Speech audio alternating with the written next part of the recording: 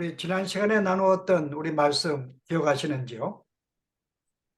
인간이 범죄한 후에 하나님께서 그들을 구원하시기로 이미 만세전에 이미 계획을 해 놓으셨다라는 내용으로 우리가 말씀을 나누었습니다. 이제 오늘의 내용은 이제 하나님이 계획하신 이 모든 구원의 계획을 실제 인간과 이제 언약을 맺음으로써 이제 그 구원 계획을 알려주십니다. 하나님은 구원 계획을 가진 것뿐만 아니라 이제 인간들로 하여금 하나의 언약을 맺으시면서 이제 그들에게 내가 너희를 구원할 것을 알려주시죠. 그래서 우리가 이것을 언약이라 그럽니다. 근데 한 가지 하나님께서 백성과 맺은 이 언약은 큰 특징이 하나가 있어요. 일반적인 언약은 어때요? 우리가 언약을 맺을 때에는 두 사람이 당사자가 동등한 위치에 서서 언약을 맺습니다. 근데 오늘 여기 하나님이 우리에게 하신 이 언약은 두 사람의 쌍방간의 언약을 말하고 있지 않아요. 그래서 하나님이 일방적으로 우리 인간을 두고 당신은 혼자서 언약을 하시는 그런 내용입니다. 마치 그 전쟁에서 우리가 진 나라가 있고 이긴 나라가 있는데 이긴 나라가 일방적으로 진 나라에게 요구하는 거예요. 근데 하나님의 언약은 인간에게 요구하는 것이 아닙니다. 뭘까요? 너희가 비록 범죄하고 나를 거스려 대적하였음에도 불구하고 나는 너희들을 구원할 것이라는 거죠.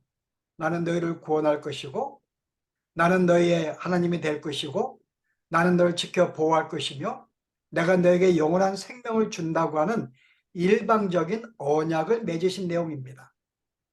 그래서 실은 이 일방적인 이 내용이기 때문에 킹 제임스 버전은 이 언약이라는 단어를 사용하지 않고 다른 단어를 사용했어요. 우리 일반적으로 언약 그러면 커버넌트인데 커버넌트는 쌍방의 언약입니다. 다른 말로 계약이라고 볼 수 있는데요. 이 킹 제임스 버전은 이 커버넌트 단어 안 쓰고 테스터몬이라는 단어를 썼어요. 그 차이가 뭔지 아시는가? 둘 다 물론 같은 언약을 의미합니다. 근데 원래 이 커버넌트의 뜻은 계약을 의미해요. 계약하면 어떤 이미지예요? 두 사람이 서로 언약을 맺는 것, 연상할 수 있는데 여기에 그 테스터먼은 어떤 단어를 썼을까요? 그 원래 이제 이 영국의 국왕 제임스 1세가 이제 이 우리가 하나님께 예배를 드리기 위해서 실은 그 교회들에게 명령을 합니다. 그게 뭐죠? 우리가 예배에 쓸 수 있는 표준 성경을 내가 번역하라. 그래서 그때 번역된 게 킹 제임스 버전이에요.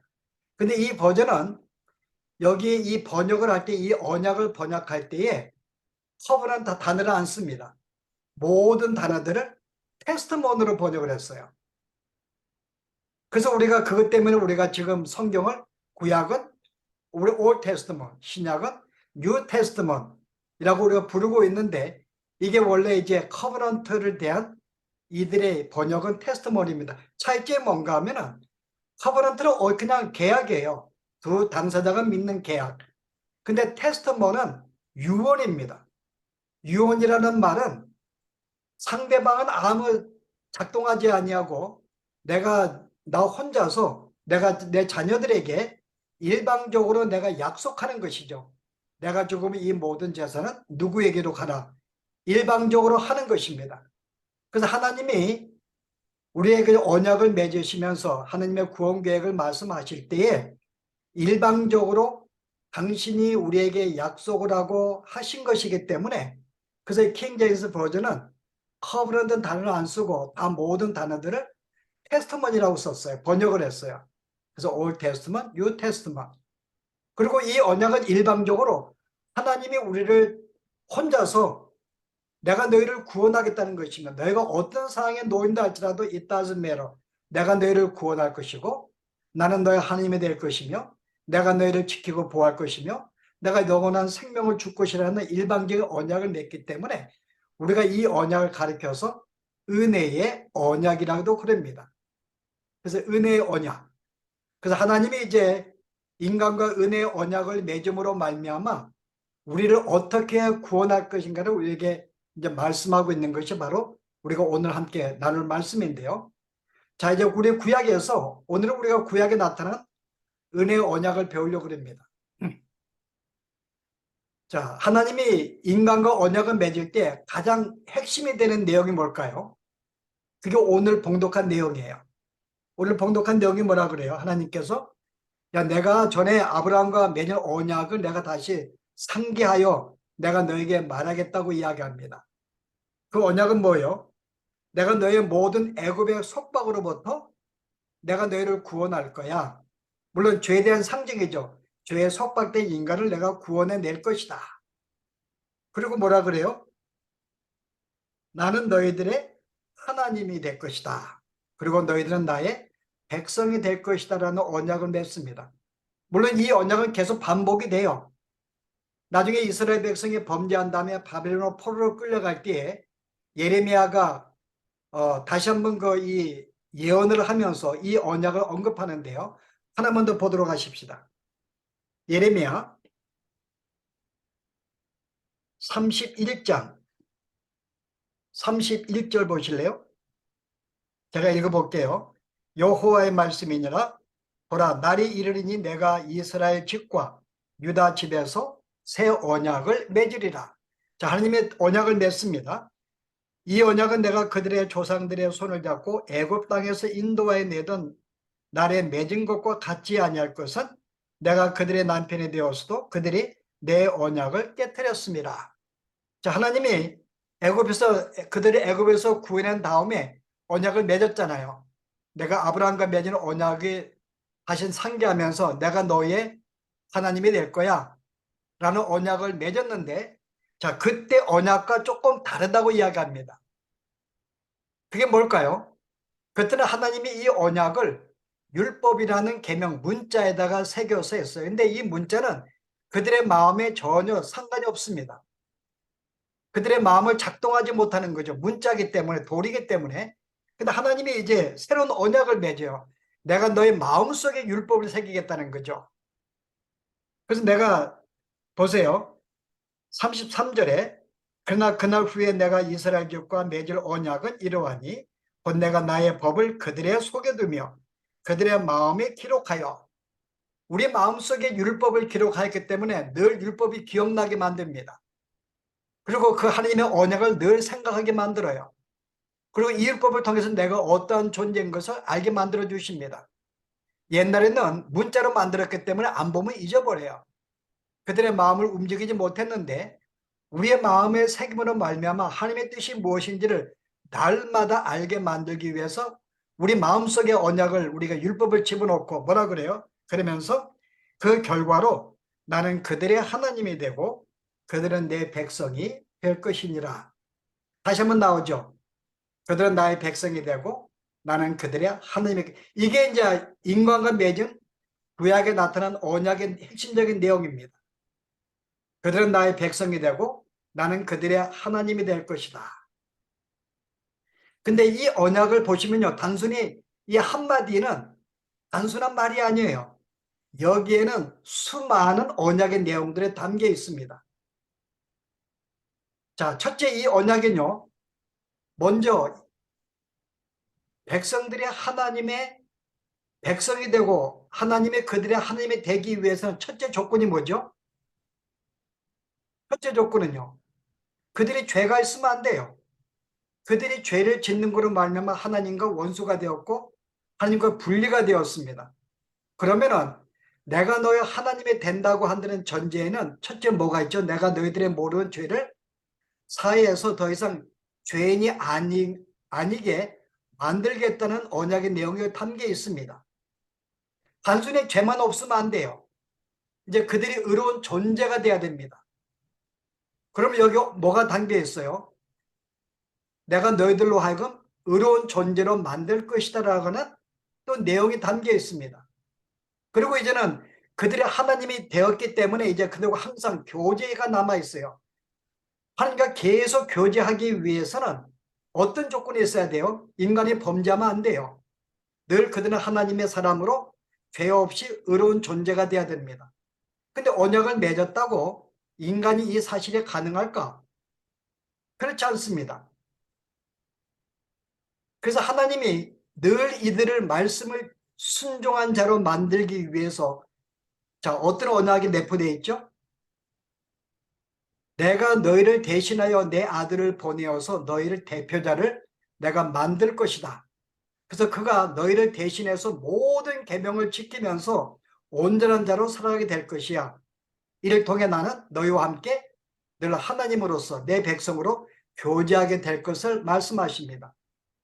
그래서 여기 하나님이 내가 너희 하나님이 된다고 하는 데에는 이렇게 크게 핵심적인 세 개의 요소가 언약의 내용이 담겨 있어요. 내가 너희들의 모든 죄를 사해 줄 것이다. 누구로 말미암아? 그리스도로 말미암아. 그죠? 그리스도가 너의 모든 죄를 그리스도에 전가하여 그가 대신 벌을 받게 함으로써 내가 너희들의 죄를 사하여 줄 거야. 또 하나는 뭐죠? 그리스도가 이루신 그 의를 너희들에게 전가함으로 말미암아 너희들은 의로운 존재가 됨으로써 이제 나는 너희 하나님과 백성의 관계를 갖게 될 것이야. 그리고 예수님이 너희를 대표해서 모든 계명을 지킴으로 말미암아 너희는 온전히 늘 온전한 존재가 되었으니까는 이제 하나님과 날마다 동행하는 그런 삶을 될 것을 말씀해 주죠. 그래서 하나님이 너희가 내 백성과 나는 너희 하나님이 된다고 하는 이 언약에는 이렇게 인간의 죄사함과 그 다음에 어떤 이 의로움과 칭의와 그 다음에 교제의 내용이 담겨 있습니다. 그리고 여기엔 또 다른 요소가 담겨 있어요. 이 내용에는요. 그게 뭘까요? 실제 이 모든 사실을 이루고 믿게 만들기 위해서는 누가 필요해요? 성령이 필요합니다. 성령이 오셔야지만 이 모든 사실을 알게 만들고 믿게 만들어줘야. 그럼 우리 이 언약에 내가 너 하나님이 될 것이라 이 언약 속에는 또 뭐가 담겨져 있어요? 성령의 임재하심도 여기에 약속이 되어 있습니다. 그리고 너는 나의 백성이기 때문에 항상 내가 너희를 지킬 것이며 그래서 너희는 점점 하나님의 백성으로 만들어 갈 거야. 우리의 성화도 이 언약의 내용에 담겨 있습니다. 그리고 이제 영원한 생명을 줬기 때문에 하나님과 영원토록 함께 교제하기 위해서는 우리는 어떤 존재가 돼요? 영원히 거룩한 존재가 돼야 됩니다. 그 여기에는 인간의 영광, 인간의 영화도 약속이 되어 있죠. 그래서 하나님이 이미 구약에서 너는 나의 백성이 되고 나는 너의 하나님이 될 거라는 언약을 맺으셨는데 여기에는 이렇게 수많은 언약의 내용들이 담겨 있죠. 인간의 죄사함이라든지 어떤 칭의로서 의로운 존재로 만든다든지 내가 너희를 항상 너희를 말씀을 순종한 자로 그 예수님께 만들어서 항상 교제한다든지 그리고 내가 이 모든 일을 위해서 내가 성령이 너에게 임재한다든지 또 너희를 영원한 존재로 만드는 영화의 어떤 영화에 대한 이 모든 약속들이 바로 여기에 주어진 것이죠. 그래서 우리가 기본 우리가 프레임 속에서 구약에 나타난 우리가 하나님의 언약을 크게 우리가 한번 살펴볼 수가 있는데요. 크게 우리가 세 번 정도의 언약을 맺습니다. 오늘 아브라함과 맺기 전에는 첫 번째 언약이 뭘까요? 우리가 원래는 다른 말로 원복음이라 해요. 원복음. 원래 첫 번째 복음. 자, 이 복음은 뭘까요? 창세기 3장 15절에 나타났죠. 하나님이 이 언약을 인간이 범죄하자마자 첫 번째 인간에게 이 언약의 말씀을 주십니다. 자, 그 내용이 뭐죠? 창세기 3장 15절이 뱀의 후손이 여자의 후손과 원수가 되게 하고 여자의 후손이 뱀의 후손의 머리를 짓밟을 것이며 바로 이런 언약을 맺습니다. 바로 이게 첫 번째 우리가 원복음이에요. 원래 원시적인 언약입니다. 우리는 보통 언약 그러면 하나님이 처음에 아브라함을 불러서 맺은 언약으로 기억하지만은 이미 우리가 첫 번째 우리가 이 원래 복음은 아담과 하와가 범죄할 때 첫 번째 주어졌어요. 이 내용 속에. 자, 이 내용의 핵심이 뭔가 하면은 여자의 후손이 나오고 뱀의 후손이 나오고 너는 뱀의 후손의 머리를 짓밟을 것이다. 이런 내용이 나옵니다. 자, 첫 번째로 생각할 것은요. 이 언약에는 어떤 내용이 담겨 있는가? 자, 인간의 범죄는 뭐로 말미암아 왔어요? 인간 아담과 하와의 범죄는 뱀과 친해짐으로 왔습니다. 뱀과 친해져 가지고 그 유혹에 빠져서 넘어지게 되었죠. 그리고 이제 그와 함께 동거하는, 그와 하나 된 존재가 되어버렸습니다. 그러면 이 우리가 구원을 하기 위해서는 첫 번째 어떤 일을 벌려야 돼? 하나님이 강권적으로 그 둘 사이에 개입해서 그들의 관계를 깨워놓는 것입니다. 그리고 그들을 서로 원수로 만들어주는 거예요. 그래서 서로 이 뱀과 사탄과 인간이 원수가 되는 것은 다른 말로 인간은 하나님과 이제는 다시 하나가 된다는 의미가 담겨 있습니다. 만약에 인간이 계속해서 뱀과 함께 계속 친해진다면 어떤 일이 벌어지죠? 하나님과 원수가 되는 거예요. 그래서 첫 번째 하나님이 내가 너와 뱀의 후손과 여자 후손이 서로 싸우게 될 것이고 너가 바로 뱀의 머리를 짓밟을 것이다 하면서 그들의 관계를 서로 깨어지게 만들고 꺾어지게 만들므로써 결국은 그들과는 깨어지고 나오나 하나가 된다는 이런 의미를 첫 번째 남겨줍니다. 그뿐이 아니라 이제 여자의 후손, 아담과 하와의 후손에게도 함께 언약을 줘요. 여기서 여자의 후손은 여자로 인하여 탄생한 존재, 우리가 예수 그리스도를 상징하는 거 알고 있습니다. 결국은 그리스도가 이 땅에 오셔서 그의 구속죄로 말미암아, 그 여기는 아까 우리가 말한 내용이 다 담겨 있어요. 인간의 모든 죄를 위해서 십자가를 죽으시는 것, 그가 모든 구원을 성취하는 말미암아 의가 되신 것을 우리에게 전가 준다는 것, 그가 이 땅에 오셔서 우리 인간을 대표해서 모든 계명을 지켰다는 것, 이런 내용들이 담겨 있는데 바로 이 그리스도가 오셔서 완전히 뱀을 완전히 짓밟고 멸망을 시킨다는 것을 이야기합니다.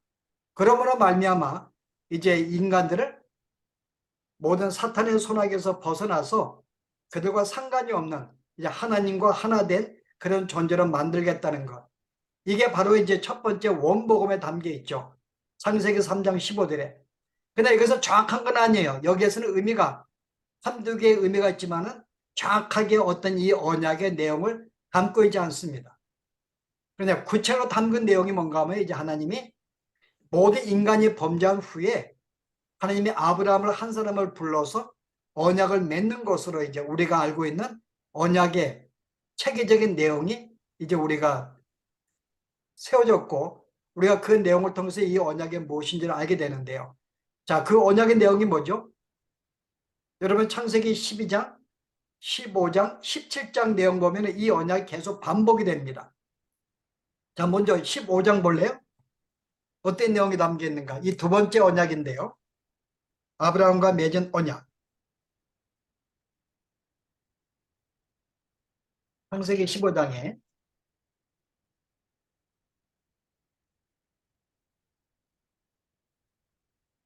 4절 말씀 보세요. 우리가 알고 있는 말씀이지만은 다시 한번 이 내용을 의미를 살펴보기 원하는데요. 여호와 하나님께서 그 사람이 내 상속자가 아니라 내 몸에서 날 자가 내 상속자가 될 것이다. 알죠? 하나님이 내 자녀를 주겠다 약속했는데 하나님이 안 주시는 거예요, 계속. 그래서 이 아브라함이 하나님께 따지는 거죠. 그러면 내가 사랑한 나의 종에게 난 자식을 나의 아들로 주시겠다는 의미가 그랬더니 하나님 뭐라 그래요? 바로 그 사람, 종에게 난 자는 너 상속자가 아니고 내 몸에서 날 자가 상속자가 될 거야. 바로 우리가 알고 있는 이삭입니다. 자, 그를 이끌고 밖으로 나가시되 하늘을 우러러 무뼈를 셀 수 있나 보라. 야, 하늘을 한번 봐. 수많은 별들이 있지. 앞으로 네가 낳은 아들이 이와 같이 하늘의 별과 같이 많게 될 거야. 그다음에 뭐라 또 그에게 이르시되 우리 영어 성경 서치에서 이와 같이 또 하나 내 자손이 이와 같으리라. 우리는 여기는 내 자손은 알고 있죠. 우리 갈라디아에서 내 자손은 하나님이 여기선 예수 그리스도라고 이야기합니다. 하나님이 내가 날 육신의 날 이삭을 약속하시면서 이 이스라엘 족속의 하늘의 별과 같이 많은 하나의 그런 민족이 될 거야. 이와 같이 또 하나의 너의 몸에서 그리스도가 탄생해서 그로 말미암아 하늘의 별과 같이 또 많은 무리가 생길 거야 라는 말씀을 약속해 주십니다. 아브라함이 이 사실을 믿고 뭐로 칭함받아요? 6절에요. 아브라함이 여호와를 믿으니 여호와께서 이를 그의 의로 여기시고. 자, 아브라함이 믿었더니 뭐라 그래요? 이것을 그의 너를 의롭다고 챙겨주신 거예요. 만약에 우리가 이 말씀을 여러분 단순히 이삭 한 사람의 약속을 말하고 이삭이 많은 큰 이 민족을 이룰 것이라고 하는 여기에 대한 말씀이라 그러면은 이 6절의 말씀이 나오면 안 되죠. 나에게 아들 주시다는 걸 믿었고 그 아들이 하늘의 별과 같이 많아질 거야. 그걸 믿었다 그래서 여기에 그것이 그의 의로 여겨지지 않습니다. 나에게 자식을 주고 자식이 번성한다는 것은 하나님의 약속이죠. 근데 우리가 의롭다고 칭함받는 것은 뭐밖에 없어요? 예수님을 통해서 받는 것밖에 없어요. 예수님이 나를 위해 모든 죄를 대신해 죽으시고 내가 그를 통해 구원받다는 사실을 믿고 내가 그것을 믿음으로 말미암아 내가 의롭다 여김 받습니다. 여기서 하나님이 여호와를 믿으니 바로 이 말씀을 믿으니 여호와께서 이를 그의 의로 여기시고 바로 그리스도가 오셔서 이렇게 구속하고 우리를 구원한다는 이 모든 사실을 아브라함이 믿었기 때문에 이걸 근거로 그를 의롭다고 칭해 주시고 모든 죄를 사해 주신 것을 알 수가 있습니다. 이게 바로 이제 아브라함과 맺은 언약이에요. 이게 아브라함과 맺은 언약입니다. 자, 그러면은 세 번째 언약은요. 시내산에서 맺은 언약입니다. 하나님이 이스라엘 백성들을 이제 출애굽을 시킨 다음에 시내산에 불러 모았어요. 아까 우리가 봉독한 말씀이 있죠. 그리고 뭐라 그래요? 내가 옛날에 아브라함과 맺은 언약을 다시 내가 너에게 상기하겠다면서 그들과 언약을 맺습니다. 그리고 그 언약을 구체적으로 율법을 통해서 언약을 맺었어요. 자, 이스라엘 백성이 그때 율법을 통해 받은 언약은 몇 개가 있을까요? 이 율법에는 세 가지의 법이 담겨 있습니다. 첫 번째는 도덕법. 도덕법은 십계명이에요. 뭐 하나님을 사랑하라, 뭐 하라. 이게 도덕법입니다. 또 하나는요. 종교의식법이에요.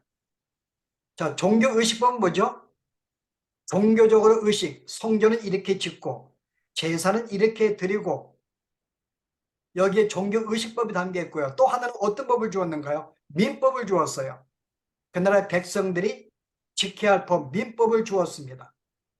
여기서 그리스도가 오심으로 말미암아 여기서 폐해진 것은 종교의식법과 민법은 폐해졌죠. 도덕법은 계속 유효합니다. 거기 담겨있는 모든 말씀들은요. 그 세 가지의 이 법을 주었어요. 도덕법과 하나의 민법과 종교의식법. 근데 이 세 가지의 법이 바로 하나님이 이스라엘 백성과 맺은 언약입니다. 그래서 우리가 이 내용 가운데서 우리가 언약이 무엇인지를 우리가 알아낼 수가 있는데요. 자, 제일 먼저 도덕. 하나님의 도덕법을 주었어요. 우리가 알고 있는 기본적인 것, 십계명입니다. 하나님의 십계명을 그들에게 주었어요. 자, 이 계명을 주신 이유는 뭘까요? 너가 이거를 지켜서 구원받을 거야 라는 걸 주신 게 아닙니다. 이미 그들은 구원을 받았어요. 출애굽에서. 구원을 받은 백성들에게 주신 말씀이기 때문에 네가 율법을 지키면 구원을 받을 거야 라는 내용이 아니죠. 그럼 이 율법을 왜 주었을까요? 자, 그들이 율법을 딱 보니까는 어떤 생각이 들어요? 야, 우리가 이 율법을 볼 때는 우리가 그 전에 어느 누구도 이 계명을 하나도 지킨 자가 없었구나. 그럼 우리가 율법을 지켜서 구원받은 게 아니라 하나님이 우리에게 은혜를 베풀어서 이 구원을 주신 거구나. 이를 뭐를 통해 깨달아요? 도덕법을 통해서 그들은 깨닫습니다. 그래서 하나님이 바로 이 도덕법을 주신 이유는 뭔가 하면은 너희는 너의 힘으로 구원받을 수가 없어. 나의 은혜로 내가 일방적으로 내가 너와 맺은 언약, 은혜 언약이죠. 내가 너의 하나님이 된다고 하는 일방적으로 하나님이 이 언약을 맺었거든요. 이 언약을 내가 지켜서 너희를 구원할 것이지 너가 이 율법을 지켜놓고 구원받는 게 아니야. 너의 행위나 너의 노력으로 안 된다는 것을 우리에게 일러주십니다. 이게 도덕법의 역할이에요. 그래서 여러분이 로마서에 보시면 3장이 뭐라 그래요? 3장 그 20절에 행위로 말미암아 율법의 행위로 그의 앞에 의롭다 하심을 얻을 육체가 없나니 율법으로는 죄를 깨달음이니라. 하나님이 도덕법을 주신 이유는 죄를 깨닫게 하기 위해서, 그리고 이것은 내가 지켜서 구원이 아니라, 또 하나 보세요 여러분. 그 다음에 여러분이 보시면은 5장인가요? 20절에 율법이 들어온 것은 범죄를 더하게 하려 함이라. 율법이 없을 때에는 내가 어떤 계명을 내가 하나님의 뜻을 불순종해도 내가 불순종했다고 나를 정죄할 수가 없어요. 계명이 없기 때문에. 근데 계명의 주어지는 말미암아 이제 모든 것이 나에게 이것도 죄고 이것도 죄고 이제 죄가 드러나게 됩니다. 물론 여기에는 또 이 율법이 우리 하여금 더 죄를 짓게 만드는 요소가 또 있지만요. 어쨌든 율법의 역할은 하나님의 죄를 깨닫게 하기 위해 주신 거예요. 그리고 이 구원은 나의 약속으로 말미암아 주는 것이지 내가 율법을 지킴으로 주지 않는 걸 알게 만들기 위해서 하나님이 율법을 처음에 주신 거야. 그 여러분들이 하나님이 첫 번째 아브라함과 언약을 맺을 때 알죠? 어떻게 언약을 맺으셨는지. 언약의 특징이 나오잖아요. 하나님 아브라함이 뭐라 그러죠? 3년 된 수양과 수염소와 비둘기를 잡아다가 그거를 반반 쪼개어서 내 앞에 놓으라고 이야기하십니다. 그 언약 기억하시는가요? 자, 15장 보세요. 창세기 15장.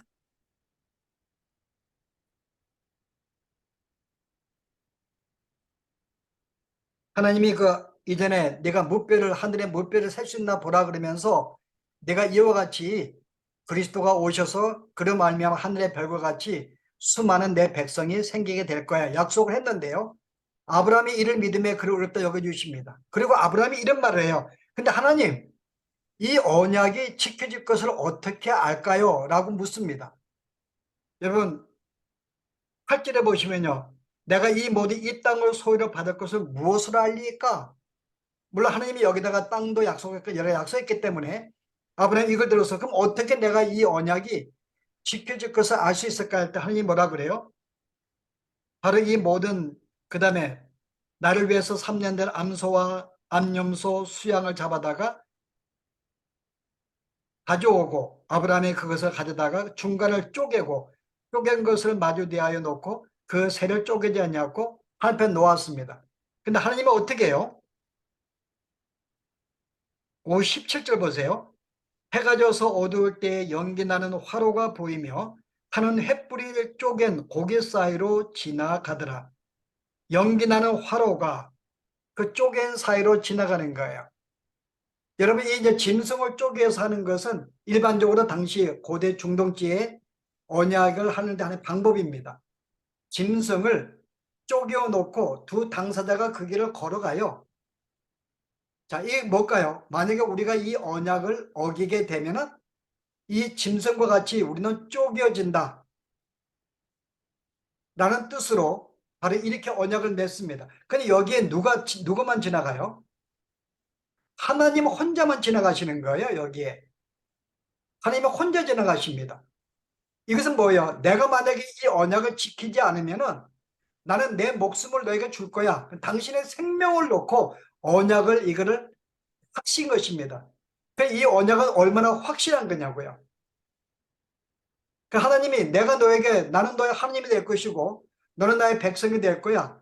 내가 모든 내가 애굽의 죄악된 상들을 꺼내간 내가 너를 지킬 것이야. 이 모든 언약은 일방적으로 당신의 생명을 넣어놓고 한 거기 때문에 확실하게 이행될 언약입니다. 그러므로 이 언약이 바로 하나님이 그 시내산에서 하나님의 도덕법을 주었을 때 이걸 통해서 인간의 행위로 구원받는 게 아니라 봐서 하나님이 이때 맺은 언약, 하나님이 우리에게 주신 일방적인 이 언약을 통해서 내가 너희를 구원할 것을 다시 한번 말씀해 주죠. 이게 신의 언약이에요. 자, 여기에 또 뭐 어떤 언약이 나오죠? 종교의식법이 나옵니다. 자, 종교의식법도 마찬가지예요. 짐승을 내 모든 죄를 대신에 전가해서 짐승을 죽임으로 말미암아 하나님이 그때 지은 모든 죄들을 사신다고 하는 그 의미로서 하나님이 그들에게 매든 짐승을 번제로 드리게 만들어 주십니다. 자, 이걸 통해서 어떻게 해요? 너의 죄산 받는 것은 너를 대신하여 어떤 희생 제물의 죽음으로 말미암아 너희는 구원하게 될 것이야 를 알려주시기 위해서 바로 이 종교 의식법을 주셨죠. 여기 성전도 마찬가지입니다. 우리가 한번 옛날에 성전을 배웠는데 성전은 시작부터 끝까지 모든 내용들이 그리스도의 사역에 대한 이야기예요. 우리가 어떻게 구원을 받을 수 있을까? 예수님을 통해 구원받을 수 있는 모든 사실들이 이 성전의 구조에 담겨 있습니다. 그래서 이 성전의 구조와 어떤 이 제사 의식을 두 개를 줌으로 말미암아, 즉 종교 의식법을 줌으로 말미암아 내가 너희를 대신해서 내 아들 예수님을 성자를 죽임으로 말미암아 너의 죄를 사해 주겠다는 언약을 바로 이때 다시 한번 맺으십니다. 민법은요. 민법의 핵심적인 내용은 내가 너희들을 보호하겠다는 것입니다. 내가 너희 왕으로서 내가 너희를 지켜줄 거야. 내가 너희를 바른 길로 인도할 거야. 내가 너에게 풍성한 삶을 내가 허락해 줄 거야. 안전되고 평화로운 삶. 이게 민법입니다. 그래서 하나님의 민법을 통해서 어떻게 해요? 내가 너희를 구원해서 내 자녀로 삼는 동시에 내가 너희들을 항상 지키고 보호할 것이며 내가 너희를 바른 길로 인도할 것이며 그 결과로 너희가 풍요로운 이 삶을 너희가 누릴 것이라는 이 의미를 민법을 통해 주시죠. 그래서 하나님이 시내산에서 언약을 맺음으로 말미암아 여기에 도덕법과 종교의식법과 민법을 통해서 하나님이 구속사에게 여기에 담겨져 있으면서요. 결국은 하나님은 그들의 하나님이 되고 이 모든 구원받은 백성들은 그의 백성이 된다는 이 말씀을 여기에서 이렇게 암시해 주고 있습니다. 그래서 이것은 구약에 나타난 하나님의 언약의 은혜 언약의 내용들이에요. 창세기 3장 15절에 우리가 언약이 있고 아브라함과 맺은 언약이 있고 시내산에 맺은 언약, 바로 이 언약을 통해서 하나님께서 인간을 어떻게 구원하실지 하나님 일방적인 은혜로 그의 사랑으로 그들을 구원할 것을 약속해 주셨다는 것. 이게 오늘 우리가 배운 구약에 나타난 은혜의 언약입니다.